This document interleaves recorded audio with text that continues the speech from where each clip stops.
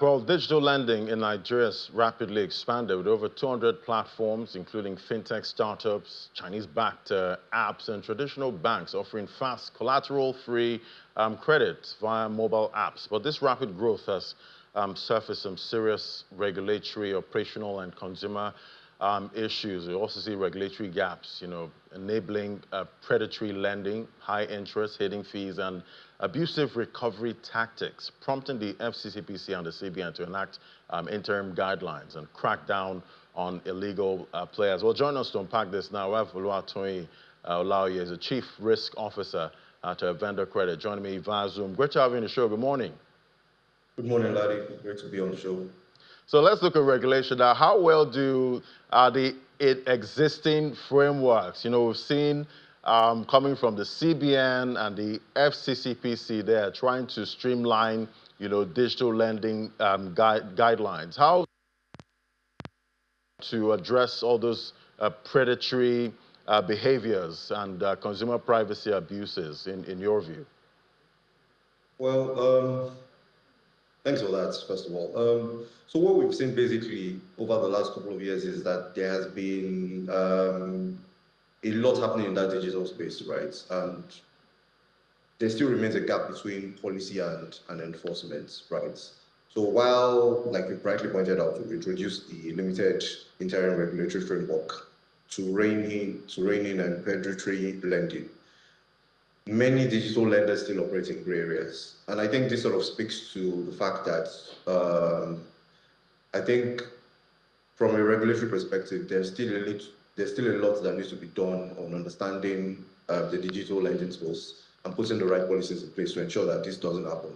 And also on the other end, to ensure that digital lenders are not allowed to operate in gray areas where there's no clear sign of policy, so that things like predatory lending can be nicked in the knob, right?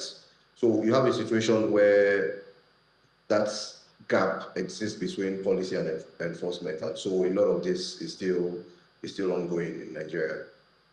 So, where do you see jurisdictional overlaps? We have the CBN, we have the FCCPC, NCC, NITDA. Do this create confusion? And how do you think you can coordinate these different regulators there to have improved regulation?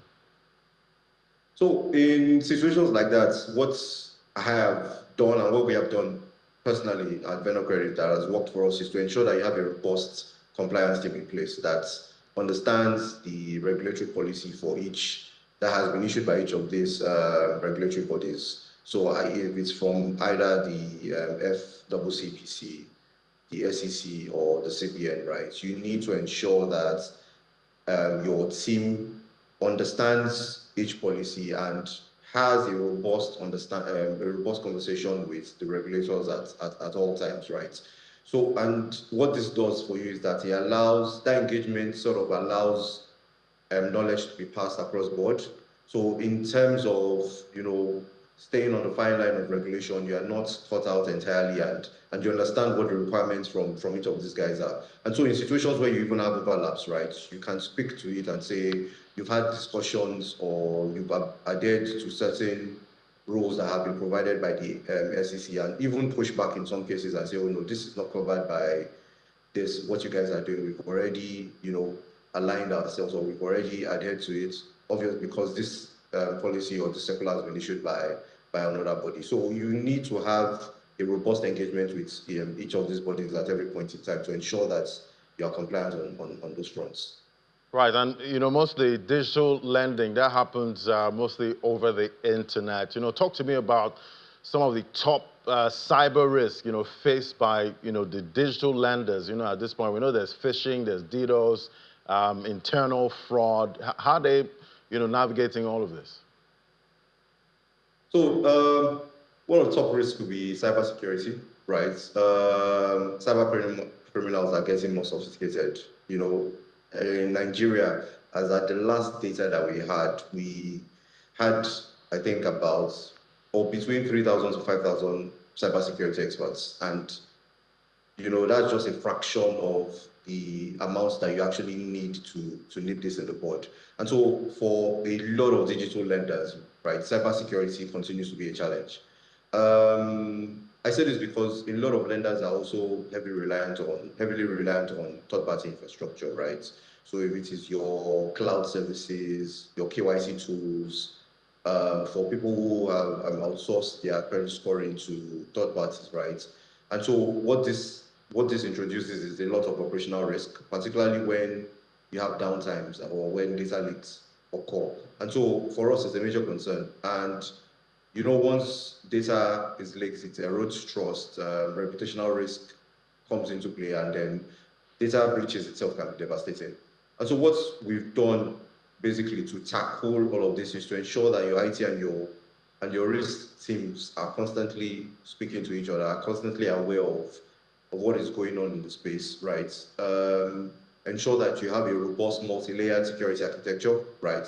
Right from origination to disbursement to KYC. Ensure that at every point in time, you have people who are looking at it from both sides, right? You have a make and checker system in place. Your IT team and your enterprise risk teams are constantly communicating, and then ensuring that you implement strict vendor risk management for third parties, right? Policies in place to ensure that whoever is going to be providing a service that you yourself cannot provide, right, has the right cybersecurity protocols in place, right? And then you also need to continue training employees. At our organization, we do a random phishing exercise just to ensure that our guys understand the risk when they open, malicious emails with, dodgy email addresses or attachments. And so continuous training for your employees is very key, ensuring that both your IT and risk teams understand the risk and appropriately trained and are constantly aligned on what needs to be done.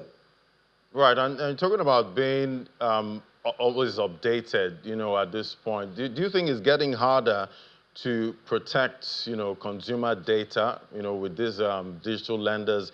And do you think that, we can get to a point where the security is so robust that, most of the consumers there are not afraid to give out their data to some of these lenders? Yeah, I think we'll get to a point where security protocols will become robust. You cannot eliminate the risk of leakages or cybersecurity criminals trying to get information. What you can do is minimize it to the barest minimum, right? And by so doing, ensuring that you have a robust security infrastructure in place also tends to enable trust. So in situations where you constantly, and I've also seen that what also helps is communication. So communication to both your stakeholders, internal and external, your customers, letting them know that they also bear a responsibility when they put their details online, but also ensuring that whatever details are stored with you are stored to the utmost security protocol to ensure that there are no leakages. I do believe that we'll get to the point where you have robust protocols in place that will minimize the risk, but not totally eliminate it. Talking about most of the digital lenders in the space now, do you think the market is oversaturated, or we have the right amount of digital lenders in the market? Oversaturation. I think what you have right now in Nigeria is a lot of players who are offering the same thing, right, without a lot of differentiation. So it goes by different names, payday loans, salary advance, whatever you want to call it. But all of it is linked to something, right? An employee who has a steady cash flow at the end of every month that you can make a credit decision of, right? And by so doing, you've left out an entirety of the market, right? So there are people who supply vendors, for example, who supply goods needed for the completion of a service, right? You've not captured that there is the whole informal sector who make their money from buying and selling that are not appropriately captured. So it's not really a question of oversaturation, it's a question of the lack of differentiation, right? And what has happened is that So you have so many people who have seen that there's an opportunity of some sort in that space and are chasing the same thing, and has led to this explosion of digital lenders. But what we do need to have in place is lenders who understand the marketplace and who come out with, products that can address the lack of credits, right? You can't go to a market woman and tell her that you are offering her a salary advance loan if you don't understand her business, if you don't understand supply chain, if you don't understand her buying and selling. Same thing for somebody who, and I'll use the coastal road for example as a loose example, right? Who is probably supplying, sand or gravel that is needed to ensure that that road sees the light of day, right? You need a product that's, meets its needs at every point in time. And so I think that's where the issue is. So not so much an oversaturation, but so many players who are sort of doing the same thing with a lack of differentiation. Right. All right. Let's look at some of the risks there, because I know you love to deal with or identify, some of the risk in your industry. There, we still have the macros here, inflation, currency weakness, and we have the tension in the Middle East right now. So, what risks are you seeing for that segment, so far? So recent events in the Middle East. I think for us as a whole, I think we'll be able to dimension the risk properly based on the response from the other party, Iran, right? We've seen the US and Israel play their hand.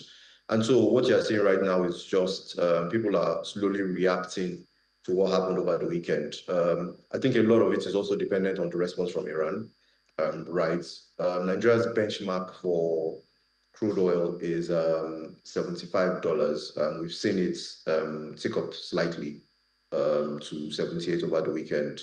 Reports are saying that it would most likely get to 80. But like I said, all of this is also based on the response from Iran. And then that will determine, on the end. Obviously, there's a sovereign benefits. Higher oil prices means leads to higher revenues for Nigeria as a whole, as a sovereign.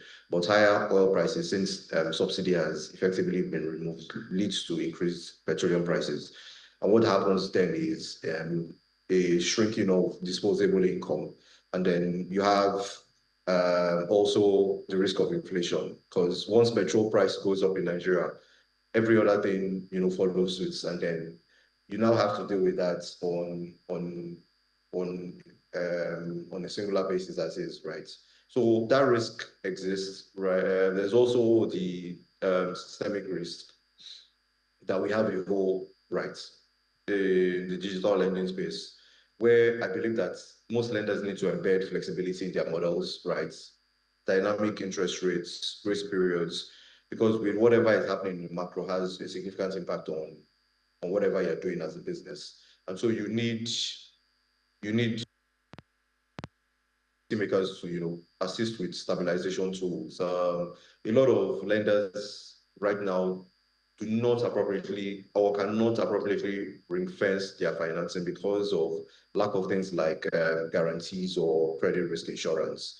And that speaks to a whole different issue entirely, where because of where we are as digital lenders or in the economic space, our insurance products are not as sophisticated as we need them to be able to cater for some risk. But that's a whole different conversation on one side. And so these are just a couple of things that we're noticing Right. that going through, and hopefully, like I said, a lot of it is also dependent on what happens in the next couple of days with regards to the response of what happened over the weekend. Right. Definitely a risk there. We have to find a way to mitigate those risks. Thank you so much. It was great having your perspective. Oluwatoyin Olaoye is the Chief Risk Officer at Vendor Credits. Thank you for coming on today. Thank you for having me, Ladi.